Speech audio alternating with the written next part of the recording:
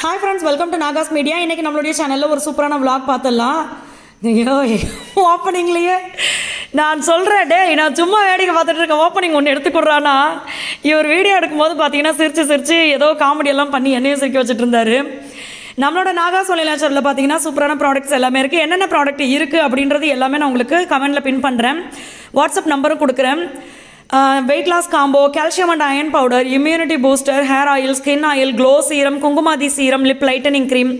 குங்குமாதி சீரம்லாம் பார்த்தீங்கன்னா நம்மளுக்கு சின்ன சின்ன ரிங்கிள்ஸ் இருக்குது அப்படின்னா அதெல்லாம் இப்போயே நம்ம யூஸ் பண்ணிக்கலாம். ஸ்கின் வந்து ரொம்ப சூப்பராக இருக்கும்.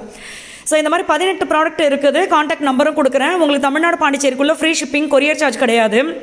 வெளிநாடுகளுக்கும் நம்ம எல்லாமே அனுப்பிச்சிட்ருக்கோம், பவுடர் ஐட்டம்ஸ் எல்லாமே. ஸோ நீங்கள் எங்கே இருந்தாலுமே ஆர்டர் கொடுக்கலாம். ஆஃபர் வந்து நம்ம 20ஆம் தேதிக்கு அப்புறம் பிளான் பண்ணுவோம். ஸோ ஆஃபர் எப்போ அப்படின்றத நான் உங்களுக்கு சொல்கிறேன். அதாவது ஆடி 20 அங்கிட்டு. ஸோ அதுவும் நான் சொல்கிறேன், வேணுன்ற ஃப்ரெண்ட்ஸ் நீங்கள் தாராளமாக யூஸ் பண்ணிக்கோங்க. நல்ல ரிசல்ட் இருக்கும் எல்லா ப்ராடக்ட்டுக்குமே. நான் பார்த்தீங்கன்னா காலையில் குக்கிங் வந்து இந்த சம்பா ரவை இருக்குது பார்த்தீங்களா, கோதுமை ரவை. அந்த கோதுமை ரவையில் வந்து கிச்சடி பண்ணலாம் அப்படின்னு சொல்லி எடுத்தேன். அது வந்து நான் ரொம்ப சிம்பிளாக பண்ணுவேன். இப்போ இது கூட வந்து நீங்கள் மசாலா ஐட்டம்ஸ் உங்களுக்கு பிடிச்சதெல்லாம் சேர்த்துக்கலாம். எனக்கு வந்து அந்த மாதிரி சேர்த்தா தான் பிடிக்கும். பட் இது தம்பி பாப்பாலாம் சாப்பிடுவாங்க அப்படின்றதுனால நான் இந்த கரம் மசாலா, மிளகாத்தூள் இதெல்லாம் சேர்க்கலை. சும்மா பட்டை, கிராம்பு, ஏலக்காய் இந்த மாதிரி விஷயங்கள்லாம் போட்டு தாளிச்சிட்டு அதுக்கப்புறம் அதில் வெங்காயம், பச்சை மிளகா, தக்காளி, இஞ்சி பூண்டு விழுது பார்த்தீங்கன்னா நான் எப்போவுமே லாஸ்ட்டாக தான் போடுவேன் இந்த தக்காளி எல்லாம் போட்டதுக்கு அப்புறமா. ஏன்னா நீங்கள் முதல்லையே போட்டிங்கன்னா சட்டியில் வந்து இஞ்சி பூண்டு பேஸ்ட் அப்படியே பிடிச்சிக்கும். இப்படி போட்டிங்கன்னா அது வந்து அந்த சட்டியோட ஒட்டாது. அது நம்மளுக்கு ஒட்டாமல் அப்படியே நல்லாயிருக்கும் வதக்கிறதுக்கு. அதனால் அது கூடயே நீங்கள் கருவேப்பிலை போட்டுக்கோங்க, புதினா போட்டுக்கோங்க. பட்டாணி வந்து ஆல்ரெடி வேக வச்சது, ஒரு 3-4 விசில் விட்டது. அதுக்கப்புறமா தான் நான் இதில் போட்டிருக்கேன். அது கூடயே நான் வந்து கேரட்டு, பீன்ஸ் போட்டிருக்கேன், புதினாவும் போட்டுட்டேன். இது எல்லாத்தையும் நல்லா வதக்கி விட்டுட்டு நம்ம வந்து ரவையை வறுத்து வச்சுருக்கோம், சம்பா ரவையை. அதையும் இது கூட போட்டுட்டு, சம்பா ரவையா கோதுமை ரவையா இதுக்கு பேர் என்னன்னு தெரியல, நான் கோதுமை ரவைன்னு கேட்டு தான் வாங்கினேன். ஸோ இதை வந்து வறுத்ததை எடுத்து உள்ளே போட்டுட்டு நான் ஒரு கப்புக்கு வந்து 2.5 கப்பு வச்சுக்கிட்டேன் தண்ணி. உங்களுக்கு அது குழஞ்சா மாதிரி இருக்கிறது பிடிக்கும் அப்படின்னா நீங்கள் இன்னும் கொஞ்சம் தண்ணி வச்சுக்கோங்க, 3 கப் அப்படி வச்சுக்கோங்க. விசில் பார்த்தீங்கன்னா ஒரு 4 விசில் அந்த மாதிரி விட்டுக்கோங்க. இப்போ நம்ம குக்கரில் பார்த்தீங்கன்னா எனக்கு 2 விசிலெல்லாம் வேகவே வேகாது. அதனால் நான் 3 விசில் விட்டேன். ஆனால் அதை எடுத்ததுக்கப்புறம் எனக்கு தோணுச்சு, எனக்கு குழஞ்சிருந்தால் தான் பிடிக்கும் இந்த கிச்சடி. இது எல்லாமே ஒரு 4 விசில் விட்டுருக்கலாமோ இன்னும் கொஞ்சம் தண்ணி வச்சு அப்படின்னு தோணுச்சு. ஸோ அதனால் நீங்களும் அந்த மாதிரி உங்களுக்கு எந்த கன்சிஸ்டன்சி பிடிக்குமோ அப்படி எடுத்துக்கோங்க. மீதி இருக்கிற இஞ்சி பூண்டு பேஸ்ட் வந்து நான் ஒரு டிஃபன் பாக்ஸில் போட்டு ஃப்ரீசரில் வச்சுட்டேன். எப்போவுமே இந்த மாதிரி கொஞ்சமாக அரைச்சி வச்சுக்கோங்க. நிறைய நீங்கள் 6 மாதம் 1 வருஷம் கணக்கிலலாம் இஞ்சி பூண்டு பேஸ்ட்டு அரைச்சி வைக்கணும்னு அவசியம் இல்லை. வாரத்துக்கு ஒரு வாட்டி பிளான் பண்ணி நீங்கள் அரைச்சி வச்சுக்கிட்டிங்கன்னா நம்ம அந்த வாரத்துக்கு எடுத்துக்கிட்டு திருப்பி நம்ம அரைச்சி வச்சுக்கலாம். இன்னும் கேட்டால் ஃப்ரெஷ்ஷாக அரைக்கிறது தான் நல்லதுங்கிறாங்க. நம்ம இருக்கிற பிஸியில் பார்த்தீங்கன்னா இப்படி அரைச்சி வச்சா தான் செட் ஆகும். அதுக்கப்புறம் பாத்திரம் இருக்கிறத வந்து அப்பப்போ விளக்கிடுறது. இந்த வெள்ளை கலர் இதில் பார்த்தீங்கன்னா ஒரு டென்ஷன் என்னென்னா, நம்ம ஏதாவது அதே மாதிரி இந்த தேங்காய் உடைச்சிங்கன்னா அந்த இது மாதிரி பஞ்சு மாதிரி கொட்டுது இல்லை, அதெல்லாம் நீங்கள் அந்த வெள்ளை கலர் கவுண்டர் டாப்பில் விட்டுட்டீங்க அப்படின்னா கரையாயிடுது. இது வந்து நம்ம வீட்டில் இருக்கிறது, பட் மற்றவங்களோட இது எப்படின்னு எனக்கு தெரியல. நம்ம போட்டது அந்த மாதிரி இருக்குது. அதனால் அப்பப்போ கழுவிடுறது. அப்பப்போ கழுவுனா நம்மளுக்கு வேலையும் நிம்மதியாக இருக்கும், முடிச்சிட்டோம் அப்படின்றதுனால. ஸோ அது எல்லாத்தையுமே க்ளீன் பண்ணிவிட்டு அதுக்கப்புறமா திறந்து பார்த்தேன். ஏற்கனவே ஒரு வாட்டி கிண்டி பார்த்துட்டேன், வீடியோக்காக 2வது வாட்டி திறந்தேன். சூப்பராக இருந்துச்சு. அடியே பிடிக்கல, கொஞ்சம் கூட அடி பிடிக்கல, நல்லா இருந்துச்சு. எனக்கு வந்து இன்னும் கொஞ்சம் குழஞ்சி இருந்திருக்கணும். அதே மாதிரி இன்னும் கொஞ்சம் அந்த புளிப்பு காரம்லாம் அதிகமாக இருந்திருந்தால் நல்லா இருந்திருக்கும் அப்படி தோணுச்சு. இது கூட வந்து நீங்கள் இந்த தேங்காய் சட்னி வச்சு சாப்பிட்டீங்கன்னா தான் நல்லா டேஸ்ட்டாக இருக்கும். எனக்கு ரொம்ப பிடிக்கும். அதுக்கப்புறமா பார்த்தீங்கன்னா நான் அதை சாப்பிட்டுட்டு இது என்ன பண்ணேன்னா, அந்த பனானா இருக்குது பார்த்தீங்களா, அதில் வந்து குழந்தைங்களுக்கு நீங்கள் ஐஸ்கிரீம் மாதிரி செஞ்சு கொடுக்கலாம். வெளியிலலாம் வாங்கியே கொடுக்காதீங்க. அதெல்லாம் எப்போயாவதுன்னா ஓகே. சில பிள்ளைங்க சாப்பிட்டுட்டு அதை டெய்லி கேட்க ஆரம்பிக்கிறாங்க. அவங்களுக்கெல்லாம் நீங்கள் இந்த மாதிரி செஞ்சு கொடுத்துருங்க. வாழைப்பழம் அதில் நான் ஊற்றுனது வந்து வெல்லம் பாகு, அடுத்து கொஞ்சோண்டு பால் ஊற்றிக்கலாம். அந்த பாலோட மேலே ஆடை கிடைக்கும் பார்த்தீங்களா, அதெல்லாம் போட்டு அரைச்சிங்கன்னா டேஸ்ட்டு ரொம்ப சூப்பராக இருக்கும். இதை நல்லா அரைச்சிருங்க. இது ஒரு மெத்தட். நீங்கள் வந்து அப்படியே ஃப்ரீஸ் பண்ணி கொடுக்கலாம். இன்னொன்று வந்து பனானாவை தோலை நீக்கிட்டு ஒரு டப்பாவில் போட்டு மூடி ஃப்ரீசரில் வைங்க. எவ்வளோ திக்காக அரைச்சிருக்க பாருங்களேன். அந்த மாதிரி அரைச்சி தான் நான் ஊற்றி வைப்பேன்.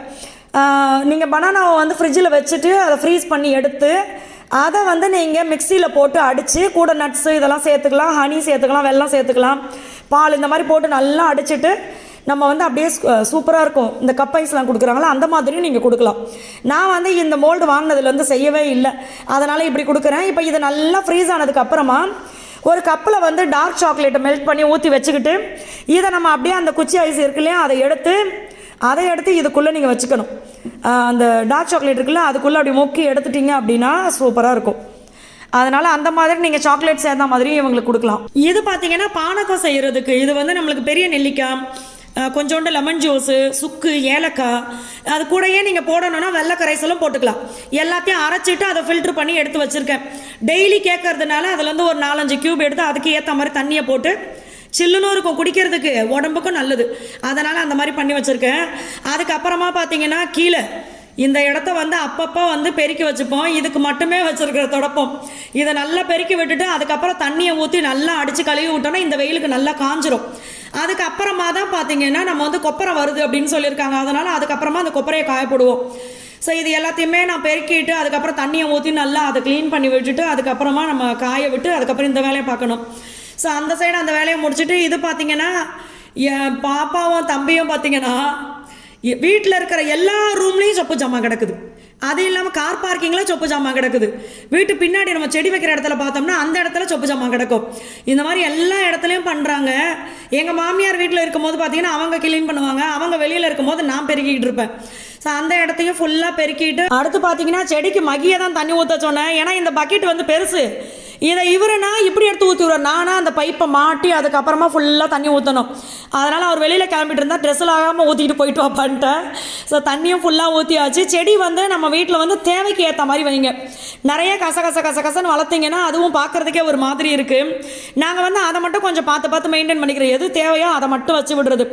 கண்டிப்பாக நீங்கள் வீட்டில் வந்து கற்பூரவள்ளி வச்சுக்கோங்க, துளசி வைங்க. அடுத்து இடம் இருந்துச்சுன்னா அடுத்து வந்து முருங்கைக்கீரை கண்டிப்பாக வைங்க. முருங்கைக்கீரைலாம் அவ்வளோ நல்லது. பிள்ளைங்களுக்கு வந்து அவங்களுக்கு ஏதோ ஒரு வகையில் செஞ்சு கொடுக்கணும். அதே மாதிரி இந்த அடைலாம் செய்வோம் பாருங்கள், அப்போல்லாம் நீங்கள் முருங்கைக்கீரையை சேர்த்து செஞ்சு கொடுத்தீங்க அப்படின்னா அவங்களுக்கு சத்தான உணவு.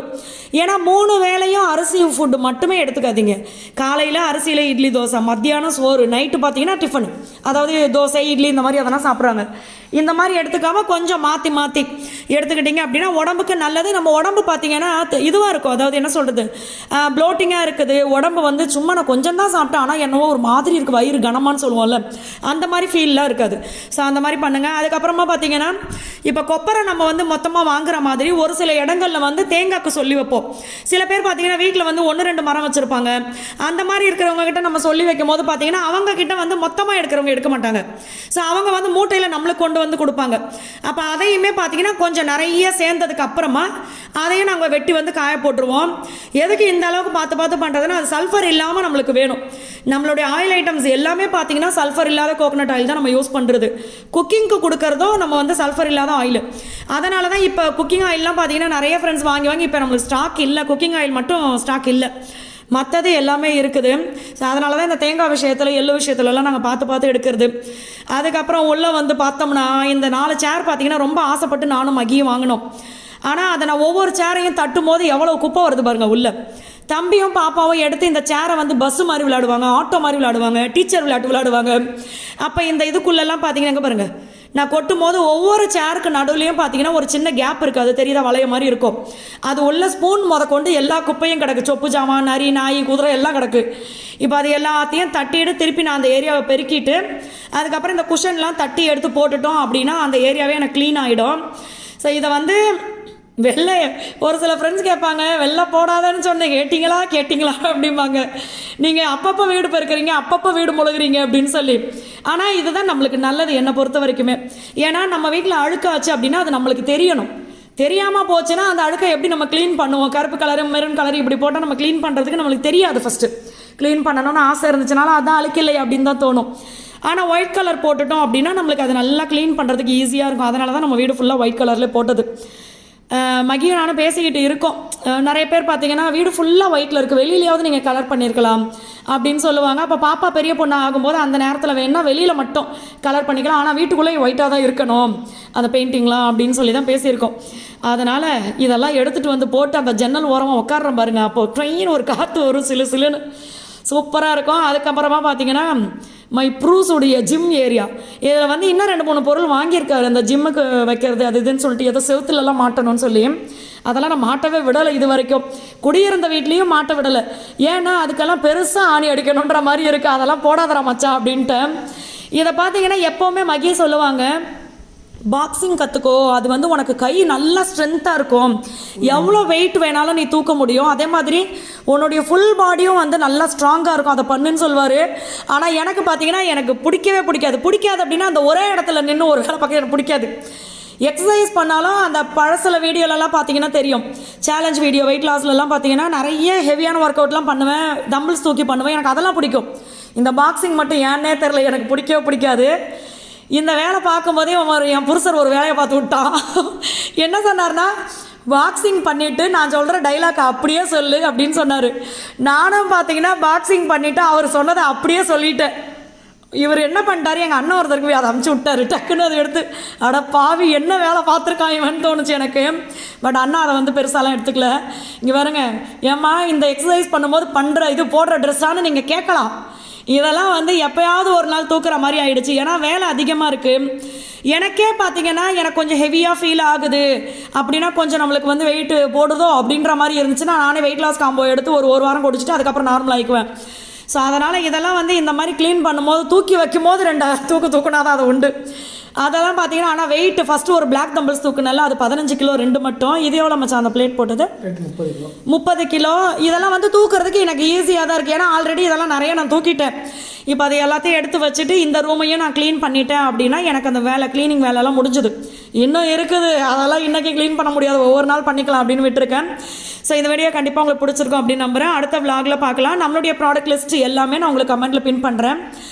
கான்டாக்ட் நம்பரும் கொடுக்குறேன், வேணுன்ற ஃப்ரெண்ட்ஸ் யூஸ் பண்ணிக்கோங்க. ஆஃபர் ஆடி 20 ஸ்டார்ட் பண்ணுவோம். தேங்க்யூ.